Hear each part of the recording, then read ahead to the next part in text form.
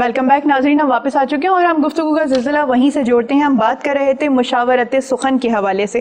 तो जैसे कि डॉक्टर साहब बात कर रहे थे नवीद साहब कि आज भी वो मुशावरत लेते हैं और राग़िब साहब इनके उस्ताद रह चुके हैं, तो आप बताइएगा कि आपने जब कलम उठाया और कहानियाँ और अफसानों की जानिब आप आए तो आपने किससे मदद दी और आपके उस्ताद कौन रहे हैं? असल में शायरी और नसर के अंदर जो है थोड़ा फ़र्क होता है।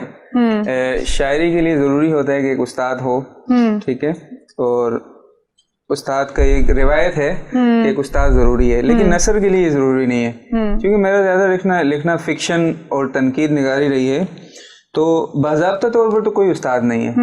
हाँ, लेकिन मसलन आप किताबें पढ़ते हैं तो जाहिर बात है उसका एक असर तो होता है। कई बार आपका दिल करता है कि यार आप इस तरह लिखें। तो अगर तनकीद की तरफ मैं देखूंगा तो मोहम्मद हसन अस्करी साहब जो हैं वो एक, मैं उन्हें रोल मॉडल समझता हूँ तनकीद निगारी के हवाले से, ठीक है।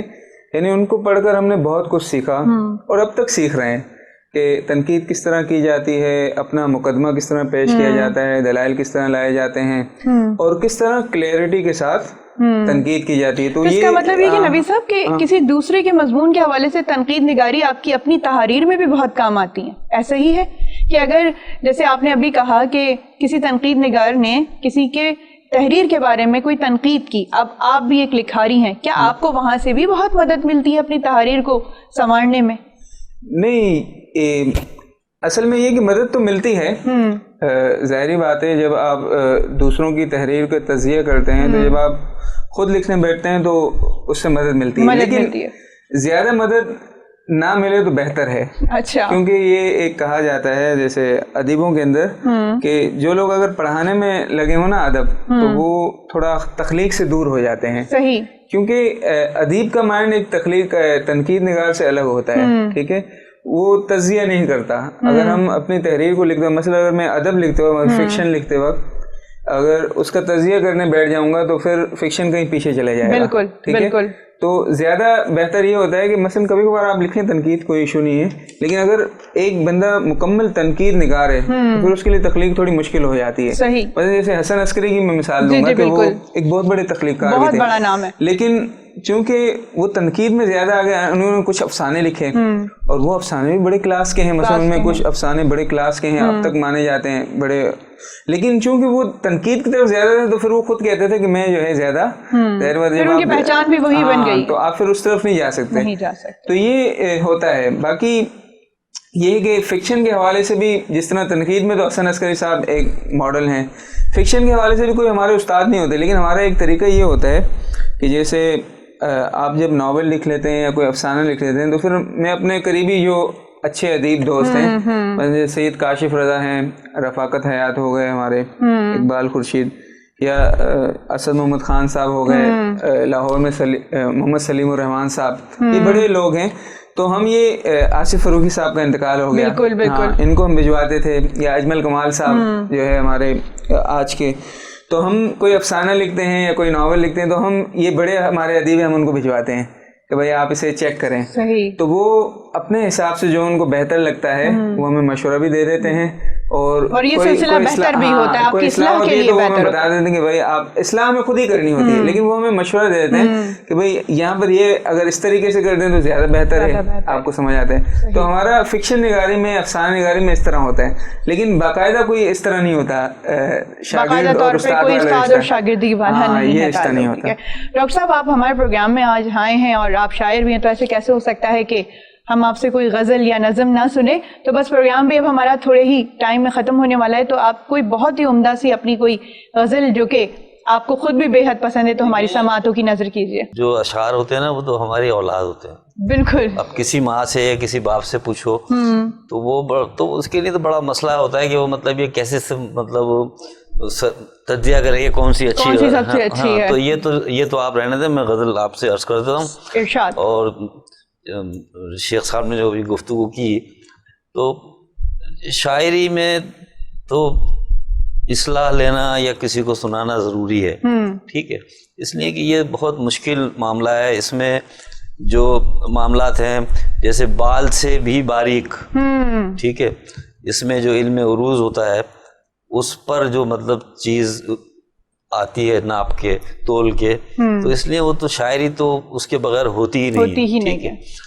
اور علم اور مصرع بے بہر ہے آپ کا تو شاعری نہیں ہے، ٹھیک ہے بالکل. اور جو آپ کا اس میں مضمون ہے وہ تو آپ کا اپنا دماغ ہے، آپ کا اپنا مطالعہ ہے، آپ کی اپنی چیزیں ہیں، اس میں سے ہوگی. مگر شاعری میں ضروری ہے کہ مصرع بہر میں ہو. بالکل. اس کے ساتھ ساتھ جو فکشن ہے، افسانہ نگاری ہے یا اور مطلب چیزیں ہیں، اس کے اندر بھی مطالعہ جو ہے نا مطلب بیس ہے. جب تک آپ پڑھیں گے نہیں اساتذہ کو یا اپنے سے بڑے لوگوں کو، جب تک آپ نہیں پڑھیں گے تو آپ کے اندر آپ کی تحریر میں نکھار نہیں آ سکتا، آپ کے اندر نکھار نہیں آ سکتا. کیونکہ ضروری تھوڑی ہے کہ آپ خود سے لکھنے کے بعد تجرباتی منازل سے گزریں، اپنے بڑے اساتذہ کو آپ پڑھیں تو وہاں سے بڑی مدد مل جاتی ہے. تو میں آپ کے کہنے کے مطابق چند شعر عرض کر دیتا ہوں کہ عداوتوں میں محبت کے در بناتے ہوئے، واہ، عداوتوں میں محبت کے در بناتے ہوئے میں دشمنوں سے بھی ملتا ہوں مسکراتے ہوئے. واہ واہ واہ واہ واہ. عداوتوں میں محبت کے در بناتے ہوئے میں دشمنوں سے بھی ملتا ہوں مسکراتے ہوئے، اور تعلقات محبت نبھا رہا ہوں میں، تعلقات محبت نبھا رہا ہوں میں، زمانے بھر کی پریشانیاں اٹھاتے ہوئے. واہ واہ واہ واہ واہ. اور بہت سے لوگ مجھے راستے میں چھوڑ گئے، بہت سے لوگ مجھے راستے میں چھوڑ گئے، مسافتوں کی اذیت سے خوف کھاتے ہوئے. واہ واہ واہ، کیا بات ہے. بہت سے لوگ مجھے راستے میں چھوڑ گئے، مسافتوں کی اذیت سے خوف کھاتے ہوئے. اور پھر دیکھیے وہ میری فتح پہ مجھ کو سلام کرتا ہے، وہ میری فتح پہ مجھ کو سلام کرتا ہے، شکست عشق کی شرمندگی چھپاتے ہوئے. واہ واہ واہ واہ. اور سمیٹ لوں گا کسی روز، سمیٹ لوں گا کسی روز تجھ کو باہوں میں، سمیٹ لوں گا کسی روز تجھ کو باہوں میں، تیرے بچھائے ہوئے فاصلے مٹاتے ہوئے.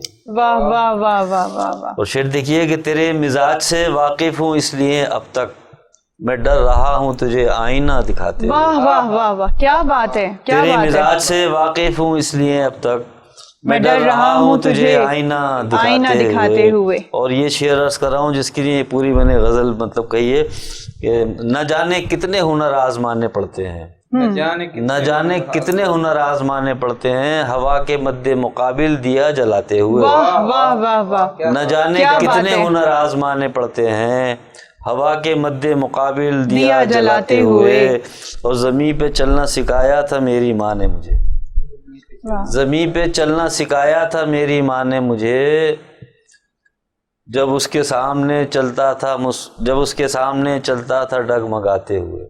اور دو شعر اور اس کے رہ گئے کہ شریک زیست مہذب ہو خوبصورت ہو، شریک زیست مہذب ہو خوبصورت ہو، یہ سب تو سوچنا پڑتا ہے گھر بساتے ہوئے. واہ واہ واہ واہ واہ. اور اس کا مقطع عرض کرتا ہوں کہ نثار جب سے تو آباد ہو گیا مجھ میں، گزر رہے ہیں میرے روز و شب، گزر رہے ہیں شب و روز ہنستے گاتے ہوئے. ہنستے گاتے ہوئے. کیا بات ہے، کیا عمدہ آپ نے غزل سنائی. نہیں وہ تو بہت ساری غزلیں ہیں. نہیں بہت عمدہ، بہت عمدہ. ہر جو شعر میں نا اپنی ایک کہانی اس میں آپ نے قلم بند کر دی ہے. میڈم بات یہ ہے کہ جو شاعر ہوتا ہے نا وہ تو ایک معاشرے کا بہت حساس طبقہ ہے، ٹھیک ہے بالکل. اور وہ اپنے ارد گرد جو چیزیں دیکھ رہا ہوتا ہے نا اس کو مطلب لکھ بھی رہا ہوتا ہے نا، لکھ رہا ہوتا ہے.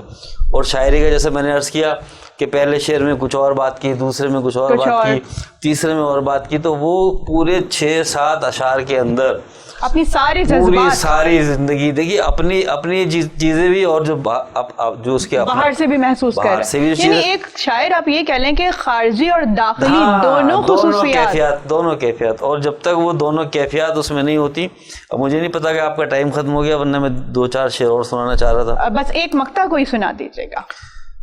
میں 3 شعر پڑھ دیتا ہوں. جی بالکل ارشاد. کہ تمام عمر تیرے نام پر گزاری ہے، تمام عمر تیرے نام پر گزاری ہے، مجھے سنوارنا اب تیری ذمہ داری ہے. واہ واہ واہ واہ، کیا بات ہے. اور بہت سے چہرے نئے خال و خط کے طالب ہیں، بہت سے چہرے نئے خال و خط کے طالب ہیں، یہ ایسا وقت ہے جو آئینے پہ بھاری ہے. واہ.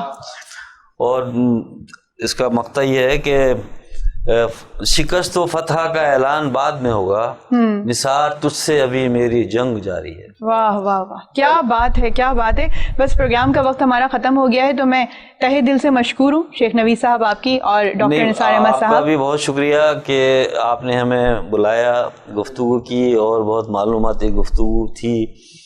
دیکھیں، جو کوئی بھی فنکار ہو کسی بھی شعبے کا، جی، جب تک اس کو اپرچونٹی فراہم نہیں ہوتی، بالکل، تو وہ اس کی صلاحیتوں کا اظہار نہیں ہو پاتا۔ ٹھیک ہے، تو آپ کا بھی بہت شکریہ، آپ نے ہمیں بلایا، جی جی گفتگو بالکل کی۔ تو ناظرین، یہ تھا ہمارا آج کا پروگرام۔ یقینی طور پہ بہت ہی سیر حاصل گفتگو رہی اور آپ کو بھی بہت کچھ سیکھنے کا موقع ملا ہوگا۔ تو ادب کی دنیا میں وینس ٹی وی اسی طرح سے کام کرتا رہے گا۔ اگلے پروگرام میں نئے مہمانوں کے ساتھ پھر دوبارہ سے آپ کی خدمت میں حاضر ہوں گے۔ تب تک کے لیے اپنی میزبان نزاح احمد کو اجازت دیجیے گا۔ اللہ نگہبان۔